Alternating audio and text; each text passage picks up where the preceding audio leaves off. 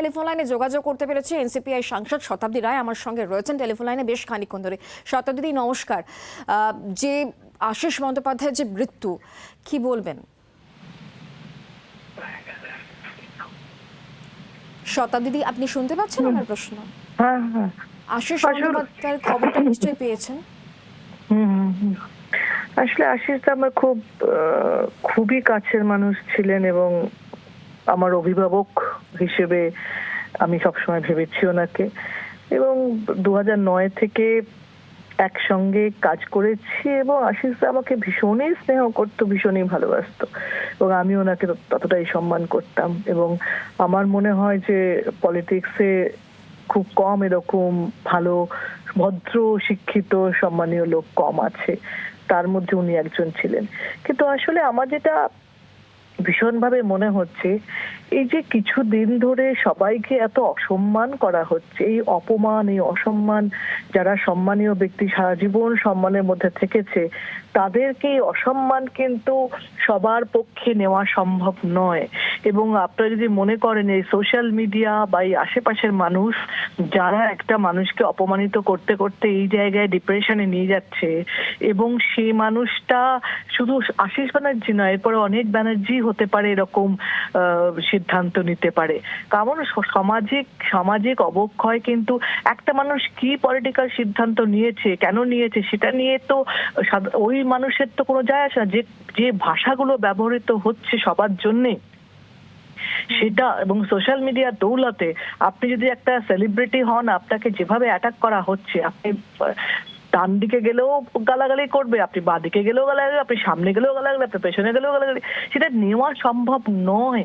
এবং সেটাই দেখা গেছে, এবং সেটা সব দল, কোনো দল বা কোনো মানুষ বা কোনো একটা ব্যক্তিত্বকে নয়, সবাইকেই এটা আমাদের সামাজিক মানে অবস্থানকে আইন করে হোক, যেভাবে হোক চেঞ্জ করা দরকার। এবং সেদিনকে আমরা দেখেওছিলাম আশিসদা যখন যাচ্ছিলেন 21শে জুলাইয়ের মিটিং এ, সেদিনকেও যে অসম্মান রাস্তা দাঁড় করিয়ে করানো হয়েছিল, উনি মানে হতচকিত হয়ে গেছিলেন। কোনো কারণেই এটা মানে ভাবাই যায় না যে একটা মানুষকে ডেকে ধরে এরকম অপমান করবে। রাজনীতি তো সেই জায়গা না, রাজনীতি দল বদলানোর কথা, কি দল বদলেছে, কে কার জন্য বদলেছে, কেন বদলেছে, তার এফেক্ট এটা হওয়ার কথা। সারা জীবন রাজনীতিতে এই হয়ে এসছে, কিন্তু এই পরিস্থিতি কখনো তৈরি হয়নি যে পরিস্থিতি এখন তৈরি হচ্ছে।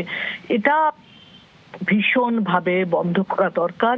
এবং এই অসম্মান করা, তুমি যাকে ওকে মানে ফ্রিডম অফ স্পিচ কিন্তু এটাকে বলে না যে হ্যাঁ আমার স্বাধীনতা আছে, আমি যা খুশি বলবো, না, যা খুশি বলা না, তোমার এক্সপ্রেশন, তোমার ইমোশনকে এক্সপ্রেস করতে পারো, কিন্তু সেই এক্সপ্রেশন যেন অন্য কারোর জীবন শেষ না করে।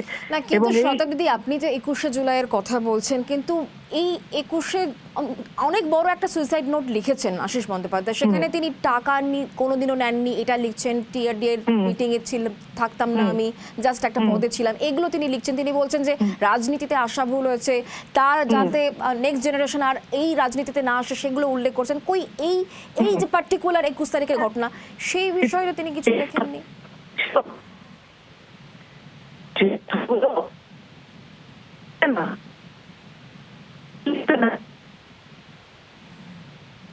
শতাব্দী, আপনার কথা আমাদের কাছে স্পষ্ট হচ্ছে না, একটু কি জায়গাটা পরিবর্তন করে কথা বলা সম্ভব যদি হয়?